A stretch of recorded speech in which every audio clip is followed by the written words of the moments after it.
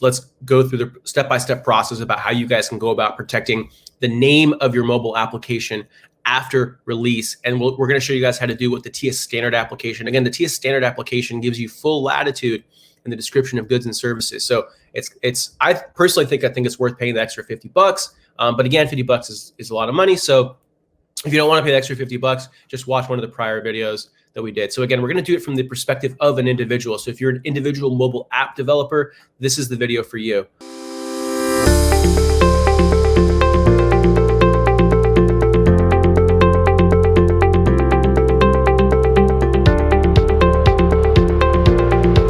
I'm going to first go ahead and show you guys where you start off. So the first thing you start with doing is going to tsdr.uspto.gov. Now, if for some reason you guys forgot, all you need to do is just Google USPTO trademark application. Let me start off first of all by showing you guys what we are going to file on. We call it the wheel-bound application. In this hypothetical, the wheel-bound application. Let me show you the specimen. It's a mobile application and it's for video editing on mobile. And again, we're going to protect the word in this. In this episode, I'm going to show you guys how to protect the word wheel-bound. So let's get started with the word mark. Again, you're going to go to tsdr.uspto.gov. If you forgot that, just Google trademark file USPTO trademark application. It'll be the first hit. So you're going to click on File Online. TEAS is the name of the system that the trademark office uses to file these applications. You're going to click Initial Application Forms, and then you're going to click on Start Your Application in TEAS. One thing I want to point out, I already logged into my USPTO.gov account, which is why it's taking me directly to this page. If I had not yet logged in, it would have prompted me to log in. So it would have presented me with a login page to log into my USPTO.gov account. If you do not have a USPTO.gov account, they're really quick and easy to make. Once you create your account though, however, you're going to be taken to this page. After you log in, of course, you're going to be taken to this page. And if you scroll down, you're going to see there's an option to start the application process. So again, we're going to do the TEAS standard, not the plus. We'll do the standard. The TEAS standard is $275 per class. So mobile applications you generally file under class 9. Class 9 covers downloadable software applications. So because the mobile app is downloaded onto the phone, class 9 is the most appropriate for it. I'm going to do it again from the perspective of an individual. So I'm going to say no, an attorney is not filing this application, and then I'm going to click continue.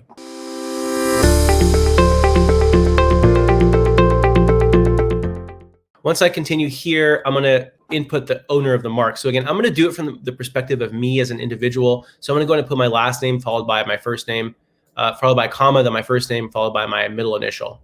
And when I select individual entity type, it's going to ask me for my citizenship. So I'm going to go ahead and input that now. So now we're going to put in our mailing address. So I'm going to scroll over, going to go ahead and use my co-working space for this, and then the mailing address or zip code. Now, quick thing I wanted to say on the domicile address. This is very important. You cannot have a PO box as the address. You need to have an actual physical address. And so if you have a PO box, but you don't want to disclose your home address, what you can do is you can put your home address in this section here, and you'd uncheck this box and put it here. Now, what the trademark office reminds you of is right here stated clearly that this is the one section that is not going to be publicly viewable on the USPTO database. So if you're a public figure, if you have hundreds of thousands to millions of followers, you may not want your public address to be available to anybody searching on the trademark site. So again, one strategy is to uncheck this box and input your home address here.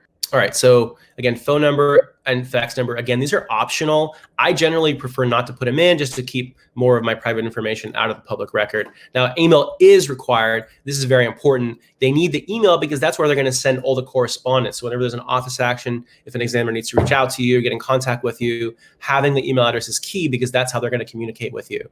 Again, if you have a website address and you want to put it in here, show it off, that's fine. You can input it. I'm going to go ahead and click continue. We're going to get a warning because we didn't input our phone number. So there's a system warning us, hey, your phone number has not been entered. The examiner might want to contact you, but remember, they have your email, so they'll be able to reach out to you and contact you if they have questions.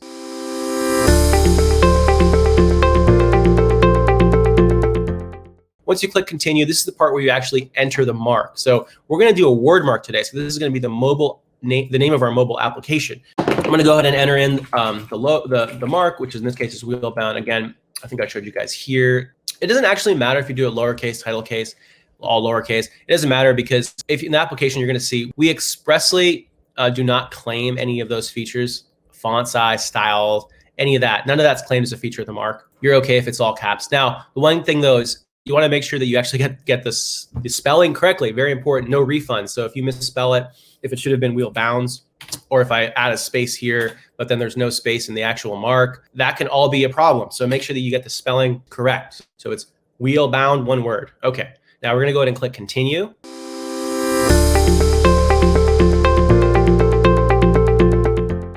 When we scroll down, this is the part where we actually get to enter the goods and services. Now, this is the part that really is different from the TEAS Plus. Sorry, this is the TEAS Standard. So in the TEAS Standard, we actually get to type in the entire description as we want it typed in. So that's pretty cool. That's what the extra $50 gets you. So I'm going to go ahead and click enter freeform text. Now, one of the things with entering freeform text is that you also have to know, and you're going to click add goods/services. But in order to do the freeform, you really have to know what class of goods you're going to be in. So we know just from experience that it's class 9. Again, if you guys are unsure, and if you're at this stage and you're unsure about the class, you can always go to the trademark ID manual. But if you just Google trademark ID manual, you'll be able to find it. It's pretty straightforward. So I'm going to go class 9. I'm going to type in mobile applications. How about mobile applications downloadable onto mobile devices that provide video and content editing tools. So again, entirely made up. I get to put in any word I want. Of course, words that are related to my goods and services and that are covered by my specimen. So I haven't explained what a specimen is, but I will shortly. It's got to describe what your actual goods and services are actually providing. So in this case, it's video editing at mobile applications. So, all right, once I input the description, I need to now select a filing basis. Now, I've sort of explained this before. There's generally 2 types of filing bases. There's intent to use and actual use. Actual use is section 1A. Intent to use is section 1B. Now, section 1A filings mean that you already have your good or service out there in the marketplace. It's already available to consumers to download or to purchase if it's a app that you have to buy. So in order to submit a 1A filing, an actual use filing, you have to submit what's called a specimen. A specimen is just a fancy way for saying you need to submit proof that you're actually using the mark in commerce in connection with the goods and services that you identify in the application. So in this case, we have to submit, for example, a screenshot showing that web page that allows consumers to download the mobile application that's related to video editing. And on that page, it has to show our actual logo. So in this case, or word mark. So in this case, our word mark is wheel bound. As I'm going to show you guys, that's exactly what our specimen shows. Now, again, it's a hypothetical made up specimen, but generally, I believe that most of you that have your mobile application on the Google Play Store or the Apple App Store are going to have a similar situation where you have a screenshot of the application, a description of it, the name of the app or the word mark, as we're calling it, and also a means to download it. Screenshots of those pages should also work just fine. Now, I'm going to go ahead and click section 1A. As I explained, let me bring the stream back. Again, we're going to do a section 1A application. So I'm going to click section 1A, and then it's going to ask me to provide the specimen, a description of the specimen, and then 2 very, very important dates. But before we get to that, let's first attach the specimen. Again, JPEG, PDF. Generally, I like to upload PDFs, but JPEGs are also acceptable. So I'm going to go ahead and select the specimen. So again, I prepared the specimen beforehand. I already showed it to you guys. This is the specimen here. Again, you prominently displays the name. Again, we have the TM here because we haven't yet registered it in this hypothetical. We are in the process of registering it, but we're holding ourselves out to the world as having this word mark, wheel bound, that we're using for our mobile application. Very, very important. This is the download button. There has to be a means of the consumer actually downloading the mobile application. Otherwise, the examiner is going to refuse your specimen. So when we go back and we click attach, it's going to actually attach it to the form. Now, you know it's been attached because you actually see it right here, file uploaded, right? And you see the name of the file. And if you click this link, it'll actually pop out a window that actually shows you the specimen that it downloaded. Well, actually, if I click it here, you can actually see it. So that's what I did. So I clicked the link, and this is where it took me to. So as you can see, this is how it's actually going to look on the trademark application side. So I'm going to click return to form. It's going to take me back to the application. Now you have to provide a description of the specimen. So I'm going to go ahead and explain. It's a screenshot. If your specimen is a web page, the trademark office requires you to include 2 very important points. I'm going to just make sure I clarify this again. So if your specimen is a web page, then you need to provide 2 very important things. Otherwise, your web page specimen will be refused. You need to provide the date that you access the web page and 2, the URL of the web page. 2 very important things. This is a new requirement. They imposed it starting in February of 2020, applying it across the board. So if you submit a specimen and your description does not indicate the URL and the date that you access the URL, you are going to get your specimen refused. Now, there's obviously remedies. You will be able to upload a new specimen later, but it's a hassle. It's just better if you do it right this stage. Now, again, this is a hypothetical. Obviously, you need to input the actual URL for your particular case, but I'm just going to show you guys. So it's a screenshot of a web page, and then I like to word it like this, just put the URL right in. So I'm going to go ahead and just call it so I'll do HTTP and then wheelbound accessed on, and then the date that I accessed it. So let's just hypothetically say I accessed it today in connection with the identified goods mobile application providing video editing tools. Identified goods, use of the mark, identified goods, and a download next to a download button allowing, yeah, there we go, download button. That should do it. Very clearly, we're saying like, look, examiner, there's a download button. Look, we have the goods are a mobile application that provide video editing tools, and it shows our mark. So all the key ingredients of a good specimen, showing the goods, the mark fixed to the goods, and then a means or something at the point of where the consumer is making the decision to download or buy the good or service. Once we have our description, we now have to provide 2 very important dates. The first date is the first use of the mark anywhere. So this would be the date that, let's say we bought the domain name, or that you first held yourself out. Let's say I made up an email address with the name of the mark, or made a brochure, or posted a Facebook ad or an Instagram ad, just held out that mark to the world as being mine. And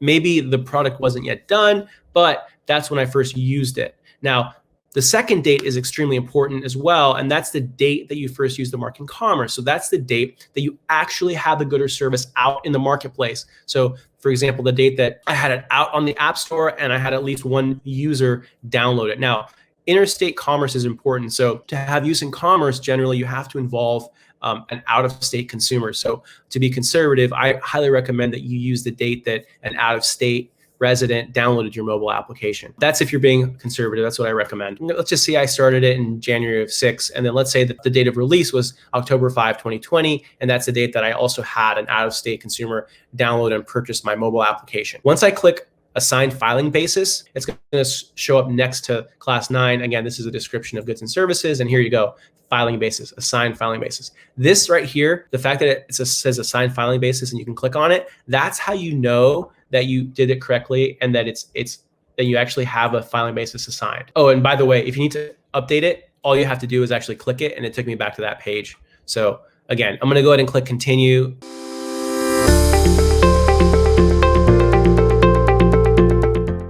And now we're going to input our correspondence information for like docket numbers. So here we go. So I'm going to go ahead and put in a docket number. So I encourage you guys to use docket numbers because it's a really good way to keep track of your applications. Not required, but if you have a lot of trademark applications that you're filing, it's a really good idea to keep organized and use docket numbers.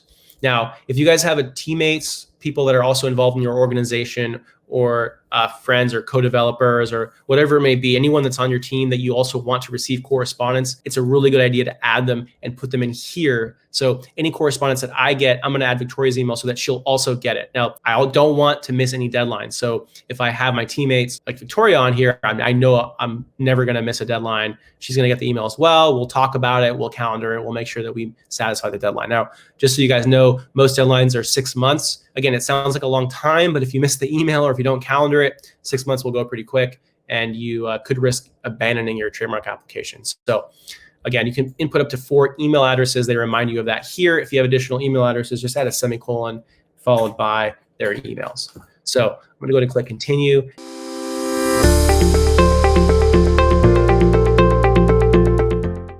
We're going to get to the part where we actually sign the application. The signature involves 4 important bits. Basically, there's 4 checkboxes that you have to sign. So the first checkbox, this one trips up a lot of people. This first checkbox is just restating the filing basis. So the filing basis is section 1A. Now it confuses people because down below, it also talks about section 1B filings, but I remind you there's an or here, either 1A or 1B. So obviously in this case, we're filing under section 1A. So the top part is what applies to us. Now, there's text in here. It's a really good idea for you guys to read every single word because you want to understand what you're declaring. But essentially, it's broken down below. So the second checkbox is saying that you believe that you have a right to use the mark in commerce. In other words, there isn't some other similar sounding name like Wheel Bounds with an S that's also creating video editing software tools that are downloadable, right? So assuming there's no similar mark on the marketplace for the same good or service, then you can confidently check that box. This third checkbox is saying that there's factual support. So basically the facts that we provide, for example, the specimen, those are true and correct. The fourth checkbox is saying that we understand we're signing under penalty of perjury. So any false statements could subject us to fine or imprisonment. So once we check these 4 boxes, we are good to go. Now all we have to do is sign the application. Signing is really easy. All you do is put your name within slashes. They make it super simple. Just / your name, closing /. A lot of people actually call me about this because they can't seem to get past it, but you just have to put your name within slashes and the system will accept it. When you click on date signed, it auto populates the date for you. And then you're just gonna want to input your name and your position. So again, I'm going to go ahead and call myself the owner. Some people like to put trademark holder or just holder or owner / holder. It's whatever you want. Phone number is optional. I'm going to keep my phone number out of the public record. So I'm going to go ahead and click validate.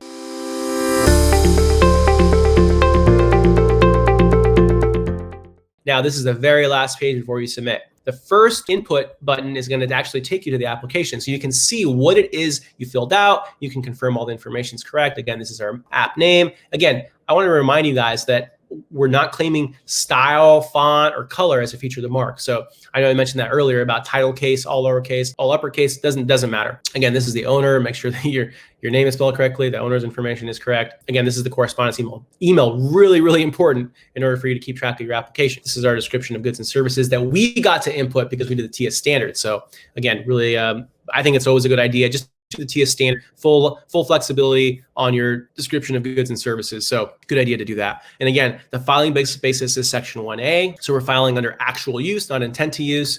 And then these are our 2 really important dates. The first is the first date of use anywhere. That's the first date that we put our page online or have bought our email address and started sending people emails with it. The date of use in commerce, however, is the date that we actually have the good out on the marketplace. And we have our word mark associated with the goods to the end consumer. So in this case, it would be the date that we release the mobile application to the App Store and we have at least 1 download from out of state. So an out of state consumer downloads and purchases the mobile application. So that would be the date of first use in commerce. Again, I picked 10/5/2020. And again, this is the specimen file and this is a description. Now remember, for the description of the specimen, it is very important that you include the URL and the date that you access the URL. Those are 2 very, very, very important items. If you do not provide those 2, your specimen will be refused and you'll have to resubmit and re-provide the date of access and the URL. Remember, that's a new rule imposed around February of this year. So it's relatively new and some people are still getting refusals for web pages. Now, this is the correspondence email. Again, I highly encourage you guys to have your teammates on here. That way nothing slips through the cracks and you make sure that everybody's on notice and you guys can talk about it, calendar dates accordingly. Now, again, the TEAS standard is $275 per class. So I mentioned it before, but let's say you also want to sell merch. You can, but merch like clothing is going to be under class 25. So you have to submit 2 classes of goods and services. So 275 times 2, so 550. So it'd be 550 for the filing fees. So keep that in mind. For the signatory, again, I just signed, put my name within slashes, and everything looks good. So I'm going to go ahead and click back. Now we're almost done. But I just want to point out one quick thing. If you had found a mistake in your application, super simple, all you do is click go back to modify. You can literally step back through every part of the application. And it's really cool because it actually saves all your information. So when you go forwards, you can go backwards and forwards with ease without having to worry about having to re-input all the information. So again, they make it really, really simple for you to fix any issues. Now, the other thing that I want to point out before I submit this application, you can actually save the application. So you just click save form. And what that does is it actually prompts a download of a .obj file. That .obj file you can use in the future to automatically upload the session of your application. So you don't have to re-input all the information. Let's say that I wanted to talk to Victoria a little more about my actual mark or the description of the mark. So I didn't want to file right now. All I do is click Save Form. I talk to her. And then tomorrow, when I get to the application at the very beginning, it asks me, do you want to upload a file? So you can go ahead and upload the .obj file, and it'll restore your entire session. So you don't have to re-input everything all over again. You can go directly to the part that you want to update that, and then step through and get back to this screen pretty quickly. Before you can submit, you have to check 3 very important boxes, or just one box, sorry, but that covers 3 important points. Again, highly encourage you, if you're doing this on your own, read everything. You will at least, at worst, you'll learn something. At best, you'll realize that there's maybe something that you didn't know that you really should have known before. So the first thing to point out is that you have to note that there are no refunds. So the reason why I point that out is because let's say that it was actually wheel bounds with an S. I misspelled the actual word mark. Out of luck, you can't change that. You have to submit a whole new trademark application. So it's another $275. So painful mistake. Don't make it. Make sure that the application and the word mark or the logo is the actual logo that you actually want to submit to the trademark office. Otherwise, you're going to be running into issues where you're going to have to refile, abandon this application, $275. It's a lot of money. So just keep that in mind. Now, other thing I want to point out, that application is going to be public. So you have no right to confidentiality. So everything that you put in this application is going to be public record. The one exception would be the domicile checkbox. So if you had unchecked the domicile checkbox and put in your home address, I had a PO box up top, the home address is theoretically not going to be public. So just keep that in mind. The very last point, because everything's public, unfortunately, there are companies that actually mine the trademark office database and look for new applicants. And so whenever they see a new applicant, they send them a letter, a scam letter, trying to scam them out of money, demanding that they pay some money for that application to publish. It's all bogus. It's all nonsense. It's just a shakedown operation. If you click this link here, it actually takes you to a page that has a lot of sample misleading notices. So you can actually scroll down, see a bunch of examples, see what they look like. They all look very official, very legit, but they're all fake. There's no point in time where you'll have to mail a check into the trademark office because all the payments they take are digital and online through the trademark system. So that's the first big tell. But if you're unsure, just Google misleading notices. Just Google misleading USPTO misleading notices. You'll find this page. It'll be the first hit. Just do a search. So look at who sent you the letter. Like 99% sure you're going to probably find a sample letter that looks just like the scam letter you got on this page, because they do a really good job of keeping track of all these letters. Application looks good. Look out for that piece of junk mail, but I'm going to go ahead and click submit. I'm pretty happy with the application. Looks good. So all I do then is click pay submit.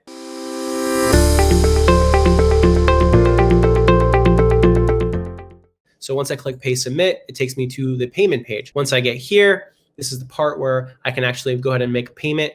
Now, again, it's going to be $275 because we did the TEAS standard. When I click credit card, it's going to bring a drop down. I can input my credit card information in here and my address. Now, all I do is click submit payment. Once I click submit payment, it's going to give me the option to download the application. That's called the filing receipt. It has 2 important points. Not only does it have the entire application that I submitted, it also has the filing date and it has a serial number. Serial number is very useful because the serial number allows you to keep track of the entire application. So throughout the entire process, and then even after post-registration, even when you're done with the entire trademarking process, you can still keep track of your application. Now that's important for paying maintenance fees. So again, keep that serial number handy. And like I said, I like to use docket numbers and associate docket numbers with serial numbers just so that we stay organized and on top of everything. We have hundreds of cases, so it's really important that we keep track of all our applications. So thank you so much and have an awesome day.